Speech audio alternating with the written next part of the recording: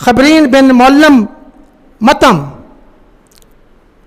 کا غلام تھا، تو اس نے مجھے کہا کہ میں تمہارے ذمے ایک ڈیوٹی لگاتا ہوں، اگر تم غزوہ احد میں سیدنا حمزہ کو شہید کر دو تو میں تمہیں مال بھی دوں گا اور تمہیں آزاد بھی کر دوں گا۔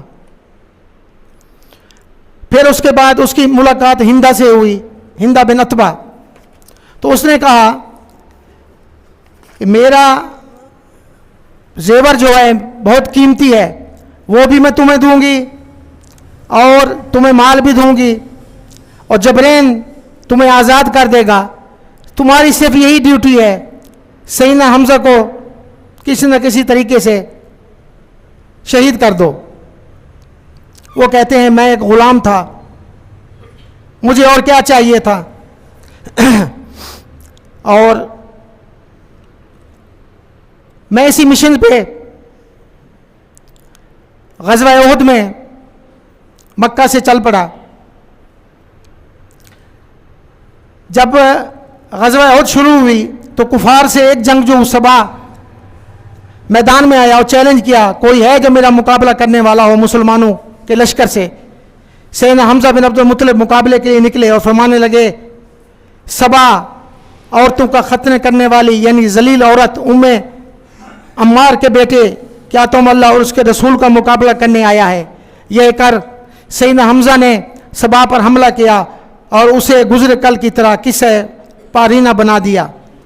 ویشی کہتے ہیں میں یہ سب منظر بڑے غور سے دیکھ رہا تھا، اور کہتے ہیں کہ میں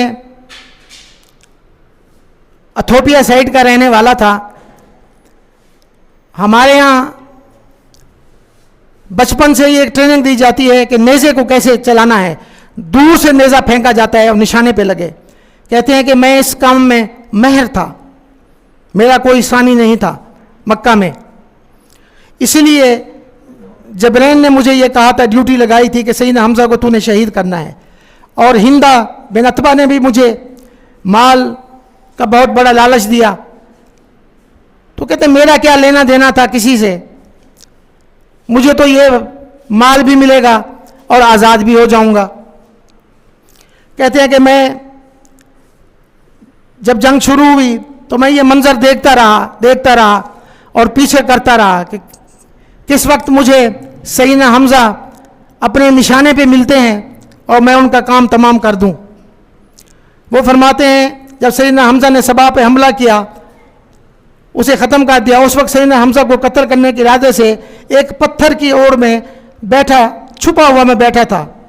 جب سیدنا حمزہ میرے قریب آئے تو میں نے اپنا نیزہ ان پر پھینکا، جو زیر ناف لگا ان کی دونوں سرین سے باہر نکل گیا اور حمزہ وہیں پہ شہید ہو گئے۔ شہادت کے بعد جب ہندا بنت عتبہ کو یہ خبر ملی کہ سیدنا حمزہ کو شہید کر دیا گیا ہے، تو اس نے وحشی سے کہا کہ مجھے لے کے چلو، ان کی لاش کہاں ہے؟ پھر وہ لے کے آیا اور اللہ کرم کرے ان کے کان کاٹ دیے گئے، ان کے ہونٹ کاٹ دیے گئے، ان کی ناک کو کاٹ دیا گیا اور ان کے سینے کو چاک کر کے ان کے جگر کو باہر نکالا گیا، اور عتبہ بن ہندا نے ان کے جگر کو کھانے کی کوشش کی، چبایا لیکن چبا نہ سکی، پھر نگل دیا۔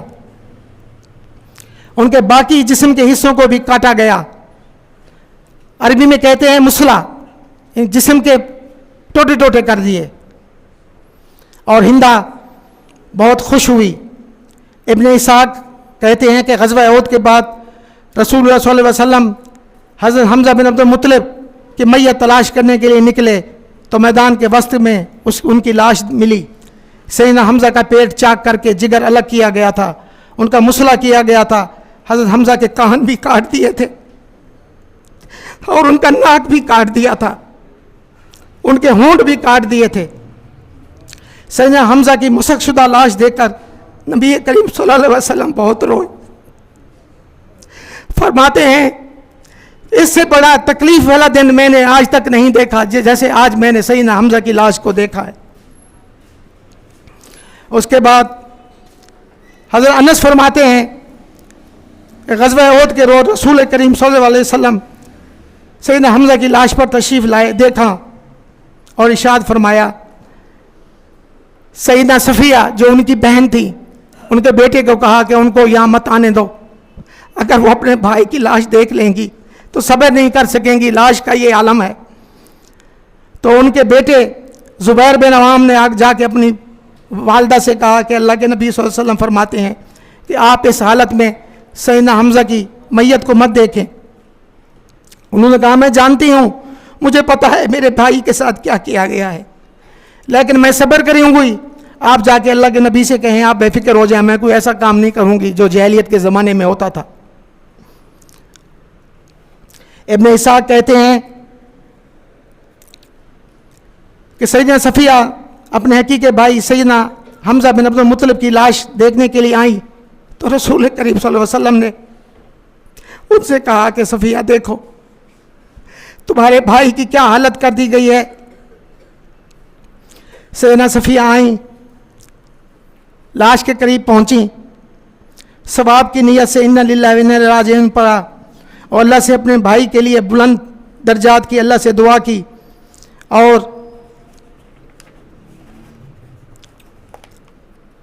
اور کہا کہ میرے بھائی اللہ کی راہ میں شہید ہوئے ہیں، ہمارے خاندان کے لیے یہ بہت بڑا اعزاز ہے، ان کے لیے دعائے مغفرت بھی مانگی۔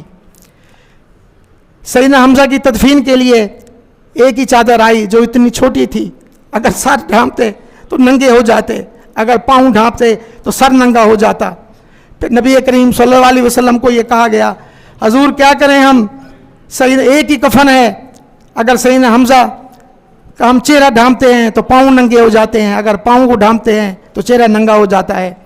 تو اللہ کے نبی صلی اللہ علیہ وسلم نے فرمایا ان کا چہرہ مبارک ڈھانپ دو اور ان کے پاؤں پہ ہری گھاس ڈال دیں اور ان کو دفن کر دیں۔ سیدنا حارث فرماتے ہیں کہ مرض الموت جب مجھے میری موت کا وقت آیا تو ان کے لیے کفن کا انتظام کیا گیا۔ حضرت خباب دیکھ کے رونے لگ گئے اور فرمانے لگے حضرت حمزہ کو تو یہ بھی کفن میسر نہیں آیا تھا جو ہمیں آج مل رہا ہے، ہم ان کی لاش پہ ان کے چہرے کو ڈھانپتے تھے تو وہ ننگا ہو جاتا تھا، پاؤں کو ڈھانپتے تھے تو چہرہ ننگا ہو جاتا تھا۔ سیدنا حمزہ کی المناک شہادت کا رسول اکرم صلی اللہ علیہ وسلم کو اتنا گہرا صدمہ ہوا، کم و بیش 10 سال کے بعد جب مکہ فتح ہوا تو وحشی مکہ سے نکل کے طائف چلا گیا۔ جب پھر طائف والے مسلمان ہو گئے تو پھر وہ وہاں سے بھاگنے لگا۔ راستے میں کسی سے ملاقات ہوئی، کہا وحشی کہاں جا رہے ہو؟ کہا میں تو یہ سمجھا تھا کہ محمد کریم صلی اللہ علیہ وسلم کا خاتمہ ہو جائے گا، لیکن انہوں نے تو مکہ فتح کر لیا، میں پھر بھاگ کے طائف میں آیا، اب تو طائف بھی ان کے قبضے میں ہو گیا ہے، میں کہیں نکل کے جا رہا ہوں۔ تو اس آدمی نے کہا نہیں تم غلط ہو، میں نے سنا ہے کہ نبی کریم صلی اللہ علیہ وسلم اپنے ساتھیوں پہ کبھی ظلم نہیں کرتے، نہ ہی ان سے انتقام لیتے ہیں، اگر تم مسلمان ہو جاؤ تو اللہ کے نبی بھی تجھے معاف کر دیں گے۔ پھر وحشی کہتا ہے، یہ وحشی ان کا نام تھا، وحشی کہتا ہے میں مسلمان ہونے کے لیے رسول اللہ صلی اللہ علیہ وسلم کی خدمت میں حاضر ہوا، مجھے آپ علیہ اس نے طریقہ ایسا اختیار کیا کہ نبی کریم صلی اللہ علیہ وسلم کی خدمت میں اچانک پہنچ کے سامنے حاضر ہو گیا۔ پھر نبی کریم صلی اللہ علیہ وسلم نے جب اس کو دیکھا تو دریافت فرمایا تم وحشی ہو؟ اس نے کہا جی۔ اللہ کے نبی نے کہا تم نے سیدنا حمزہ کو قتل کیا تھا؟ اس نے کہا جی ہاں حضور۔ اس نے کہا میرے چچا کے ساتھ کیا کیا تھا مجھے بتاؤ۔ پھر وحشی نے پوری کہانی سنائی۔ اللہ کے نبی صلی اللہ علیہ وسلم رونے لگ گئے اور کہا میں تمہیں کچھ نہیں کہتا، تمہارے لیے معافی ہے، لیکن ایک چیز میں تمہیں کہتا ہوں، میرے سامنے مت آیا کر، جب تو میرے سامنے آتا ہے تو مجھے سیدنا حمزہ کی وہ شہادت یاد آتی ہے جو تم لوگوں نے ان کے ساتھ کیا ہے، میرے سامنے مت آیا کر، جا آج کے بعد تجھے معافی ہے، لیکن میرے سامنے مت آیا کر. جب میں تمہیں دیکھتا ہوں تو مجھے سیدنا حمزہ کی یاد ستاتی ہے جس ظالمانہ طریقے سے تم نے ان کے ساتھ کیا ہے. نبی کریم صلی اللہ علیہ وسلم نے اس کو معاف کر دیا. پھر جب مکہ فتح ہوا تو ہندہ بنت عتبہ وہ بھی نبی کریم صلی اللہ علیہ وسلم کے سامنے آنے سے کترا رہی تھی کہ اللہ کے نبی مجھے معاف نہیں کریں گے جو میں نے سیدنا حمزہ کے ساتھ کیا ہے. تو اس نے حجاب پہنا, حجاب پہن کے بیعت کے لیے نبی کریم صلی اللہ علیہ وسلم کے پاس آئی. جب آئی اور بات کی نبی کریم صلی اللہ علیہ وسلم تھے تو آپ نے پہچان لیا. آپ نے کہا ہندہ ہو؟ اس نے کہا جی حضور میں ہندہ ہوں. کہا میرے چاچے کا کلیجہ تو نے تب چبایا ہے, اس کے سینے کو چاک کیا ہے اور آج میرے سامنے آ گئی ہو. اس نے کہا حضور مجھے معافی چاہیے.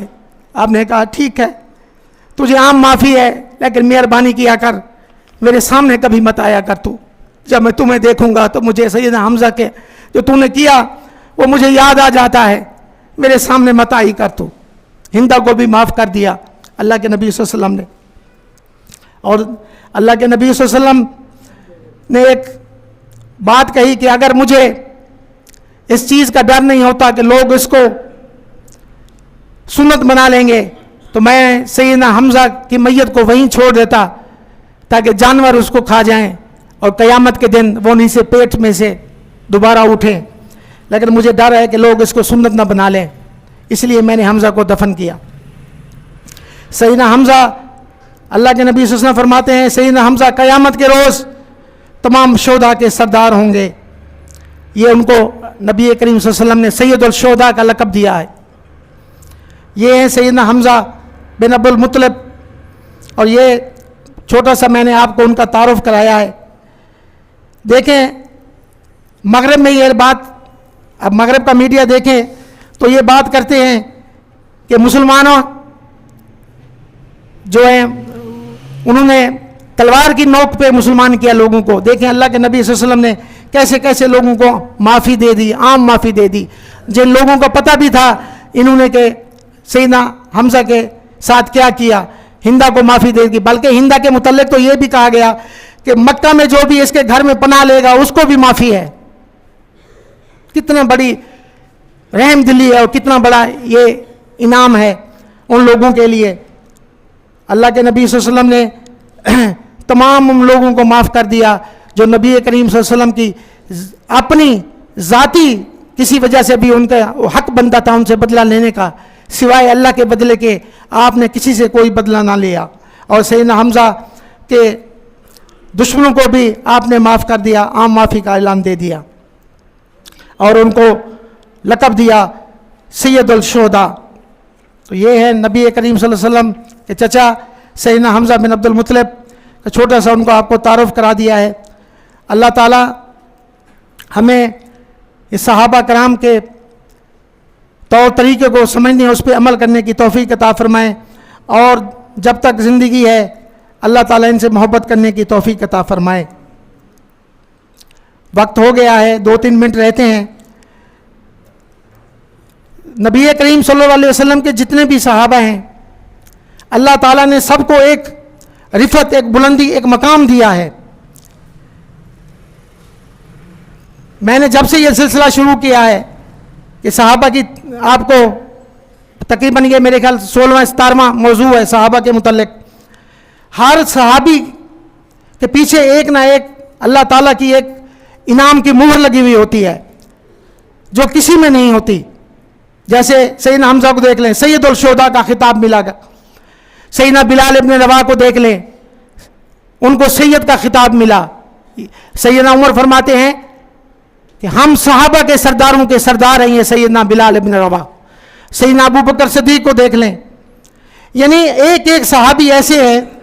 جیسے میں جمعہ عید کے تیاری کر رہا تھا موضوع کی, تو اس میں ایک موضوع آیا کہ جنت کے 8 دروازے ہیں, اس میں سے مختلف کے 8 ہی کیٹیگریاں ہوں گی. اس دروازے سے ان کو پکارا جائے گا کہ فلاں ادھر سے آ جائیں, فلاں ادھر سے آ جائیں, فلاں ادھر سے آ جائیں.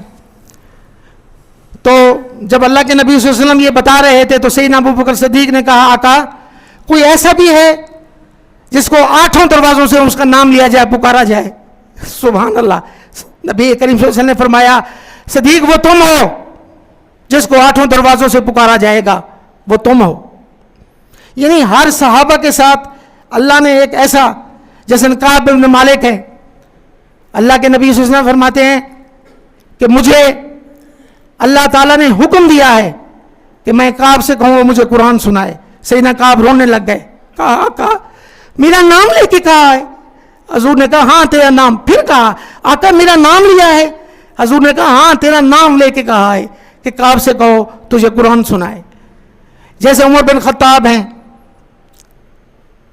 کیا یعنی یہ سمجھ نہیں سکتا انسان. جیسے ہم ایک سیرت پڑھتے ہیں سیدنا ابو بکر کی, ہم کہتے ہیں بس ان جیسا کوئی نہیں ہے, واقعی ان جیسا کوئی نہیں ہے. پھر آگے چلتے ہیں, دیکھتے ہیں کیا رب کی شان ہے. سب کو ایک مقام, عزت, رفعت, بلندی, ایک معراج عطا کی گئی ہے. جس صحابی کا بھی آپ دیکھ لیں, کوئی نہ کوئی رب کریم نے ان کو ایک تمغہ دے دیا ہے. عشرہ مبشرہ دیکھ لیں. بس یہ نبی کریم صلی اللہ علیہ وسلم کے پھل ہیں, درختوں کے, بہار کے, جو اللہ نے جن کا نام عمر رکھ دیا, عثمان رکھ دیا, ابو بکر رکھ دیا, علی رکھ دیا, حمزہ رکھ دیا. یہ جنت کے باغ ہیں جن کو اللہ نے ایک اعزاز بخشا. جیسے جعفر ہیں, سیدنا جعفر حضرت علی کے بھائی ہیں. اللہ کے نبی فرماتے ہیں کہ میں نے جنت میں دیکھا اللہ نے جعفر کو پگ لگا دی ہے, وہ جنت میں فرشتوں کے ساتھ گھوم پھر رہے ہیں, ایک درخت سے دوسرے درخت پہ جا رہے ہیں. سیدنا عمر کے متعلق حضور کہتے ہیں کہ میں جب جنت میں گیا تو میں نے دیکھا ایک خوبصورت محل ہے, عالی شان محل ہے. میں نے اس محل کو دیکھا تو میرے دل میں یہ خواہش ہوئی کہ میں جا کے دیکھوں یہ کیسا اتنا خوبصورت محل ہے. تو کہتے ہیں جب میں دروازے پہ گیا تو میں نے دیکھا اس پہ لکھا تھا عمر ابن خطاب. آپ فرماتے ہیں عمر تیری غیرت نے مجھے یہ گوارا نہ ہوا تیری غیرت کو دیکھ کے کہ میں واپس لوٹ آیا, میں اندر نہیں گیا. سیدنا عمر رونے لگ گئے, کہا آقا آپ سے کیا غیرت, ہم نے تو آپ سے ہی غیرت سیکھی ہے, آپ ہی نے ہمیں سکھلایا ہے, آپ سے کیا غیرت. اگر آپ میرے اس محل میں چلے جاتے تو عمر کے لیے اس سے بڑا اور کیا اعزاز ہوتا. سیدنا بلال کو دیکھ لیں, حضور فرماتے ہیں میں جنت میں گھوم پھر رہا ہوں, میں نے محسوس کیا میرے آگے کوئی اور بھی چل رہا ہے. میں نے جبرائیل سے پوچھا جبرائیل یہ کون ہے جو مجھ سے محمد کریم سے بھی آگے گھوم پھر رہا ہے؟ تو جبرائیل نے کہا یہ آپ کے غلام سیدنا بلال ابن رواح ہیں. کیا بندہ ان کی شان بتائے, جس کی شان رب نے خود بتا دی ہو, انسان کیا ان کی شان بتا سکتا ہے. ہمیں چاہیے کہ ہم ان کو اپنے سینے سے لگائیں, ان کی تعلیمات کو, اور ان کو سمجھیں. یہ پرفیض نبوت لوگ ہیں اور اللہ نے اپنی کتاب میں ان کے متعلق کہا ہے کہ میں ان سے راضی ہو گیا, یہ مجھ سے راضی ہو گئے. اور جیسے اہل بدر والے ہیں ان کے متعلق اللہ کے نبی صلی اللہ علیہ وسلم نے کہا کہ بدر والوں اللہ نے تمہارے متعلق یہ اعلان کر دیا ہے آج کے بعد جو جی میں آئے کرو, اللہ تم سے کبھی ناراض نہیں ہوں گے, تم سے کبھی حساب نہیں لیں گے. یہ ہے شان, یہ عزت, یہ ہے بلندی. اللہ تعالی ہم سب پہ رحم فرمائے اور ہمیں ان تعلیمات پہ عمل کرنے کی توفیق عطا فرمائے. وما علینا الا البلاغ المبین.